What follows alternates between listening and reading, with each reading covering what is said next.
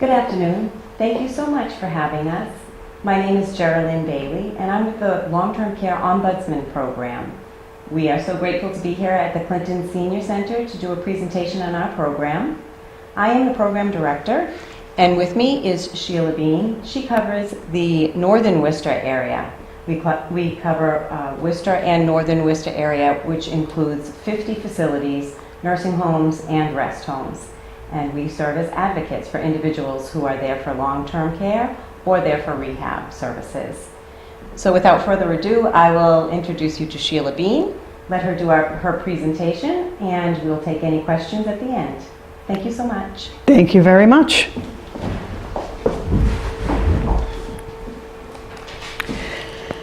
This presentation provides a general overview of the Long-Term Care Ombudsman Program, highlighting the history, role, and responsibilities of this program.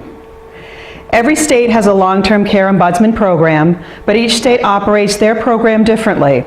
Therefore, this presentation will only address the program responsibilities required by federal law, so the information is applicable in every state. At the conclusion of this presentation, you should have an understanding about what the Long-Term Care Ombudsman Program does, who the Long-Term Care Ombudsman is, and how to work with us. What is the Long-Term Care Ombudsman Program? We are resident-directed advocates. We advocate for dignity, respect, quality of care, and quality of life for residents in long-term health care settings. The Long-Term Care Ombudsman Program has provisions in the Older Americans Act. We have responsibility to investigate and resolve complaints, provide information to residents, families, and staff, and advocate for systemic changes. First and foremost, the Long-Term Care Ombudsman Program advocates for the quality of life and care of residents in nursing homes and rest homes.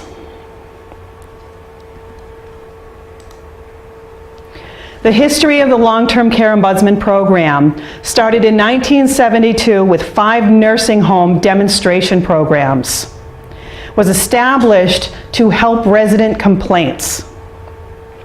It was so successful that in 1973, it consisted of 22 local programs.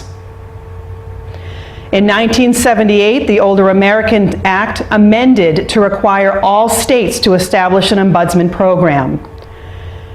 It is designed to be local and community and utilizes volunteers. We are in all 50 states. In 1981, our duties expanded to rest homes and the name was changed.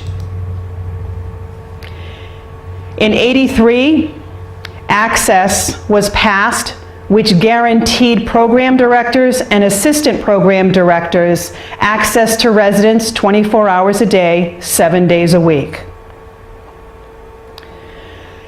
In 1987, we were allowed to access resident medical records with their consent. No one is to willfully interfere with a long-term care ombudsman. And we were given broader role in advocating for residents. In 2015, final regulations were passed in the Federal Register, and there are 3 phases to this implementation: November of 2016, 17, and 18. In 2016, the Older Americans Act was also reauthorized. In 2017, DPH updated the standards of practice, which strengthened our role in the survey process. The Department of Public Health is the overseeing agency of all nursing homes and rest homes in Massachusetts. What does the Long-Term Care Ombudsman Program do? We identify, investigate, and resolve complaints made by or on behalf of a resident. We provide information. We provide technical support, we advocate for change, we make every attempt to resolve resident issues at the facility level. If we cannot resolve them, they may be referred to governmental agencies such as the Department of Public Health or the Attorney General.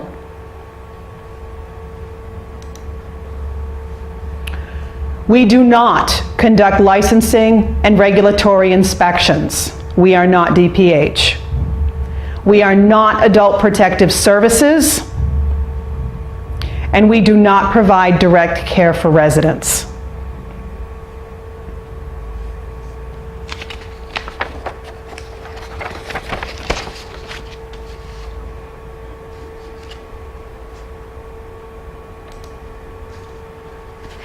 Who do we serve? We serve individuals, regardless of their age, who live in long-term healthcare settings. In Massachusetts, that is nursing homes and rest homes. As resident advocates, we let the resident guide our action. We require resident consent before we can take any action. We seek to resolve their complaints, and we represent their interest both at the individual and system level. And we work hard to empower our residents and promote self-advocacy.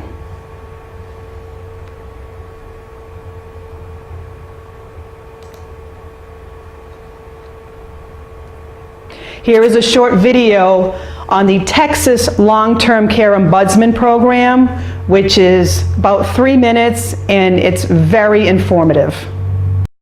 The word ombudsman can be tricky to say sometimes. I had to look it up in the dictionary. Yeah, it took me a while to get used to ombudsman. It is odd sounding. It means to me a friend for our residents. Most of the time when I ask people if they know what an ombudsman is, their eyes kind of roll back a little bit and get glossy. But once they do understand it and they understand what we're here for, we're here to help the residents. Volunteer ombudsmen help residents by allowing them to voice their concerns or issues. It may be the food that often arises that they may have a like or dislike, and I can try to find out the right people to talk to about getting that kind of issue resolved.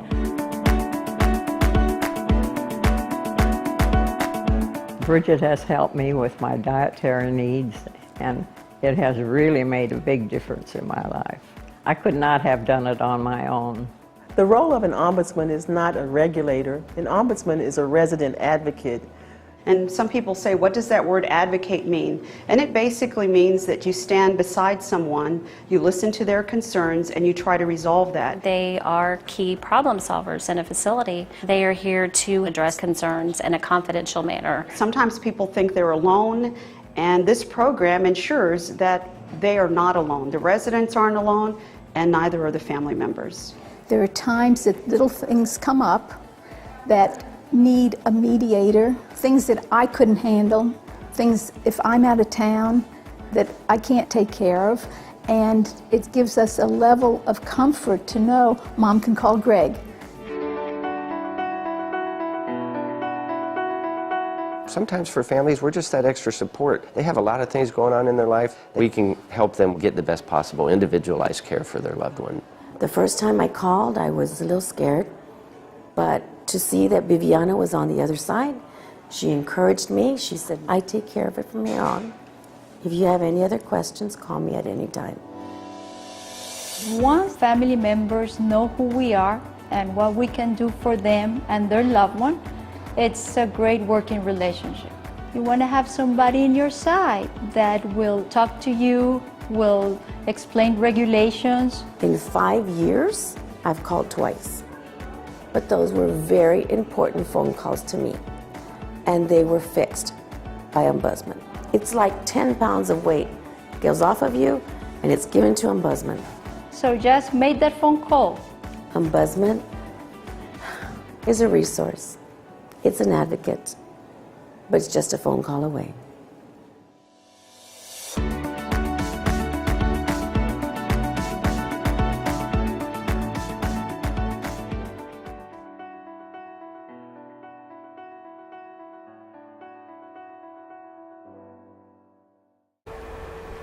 We hope you enjoyed that video.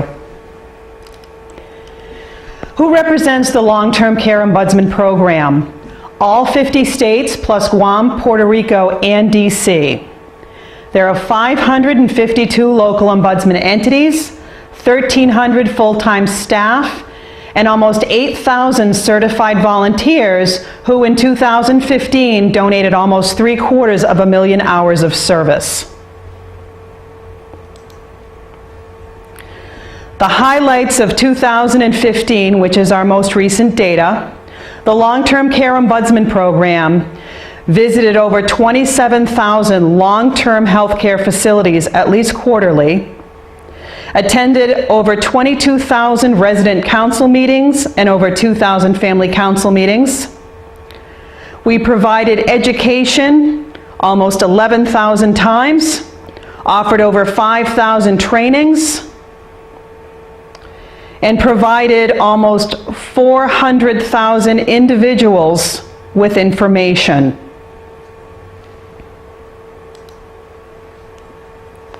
In 2015, the Long-Term Care Ombudsman Program investigated and worked to resolve almost 200,000 complaints.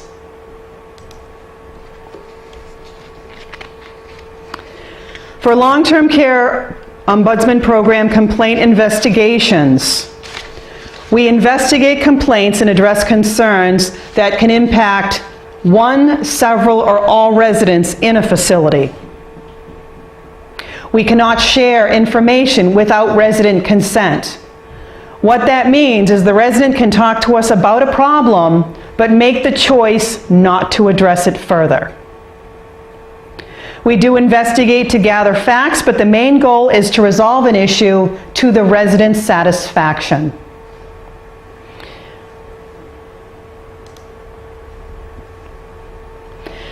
We have what's called the National Ombudsman Reporting System, which is our NORS, and that inputs data for all of the programs around the country. No matter what we do, we need permission from the resident to investigate or share that information.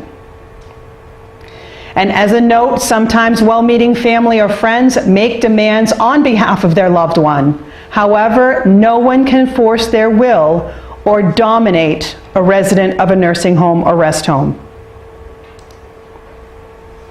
In 2015, these were the top 10 nursing home complaints, including discharge and eviction planning, failure to respond for assistance, and staff attitudes.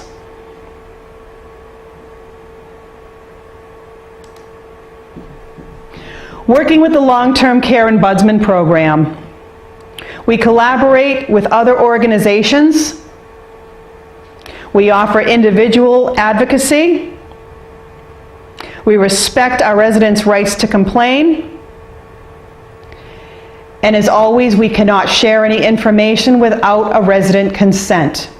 Further, residents can choose to remain anonymous.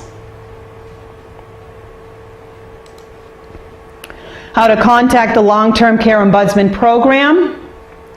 There's a website here, ltcombudsman.org, or our first slide, Montechusett Home Care Corporation out of Leominster, Massachusetts.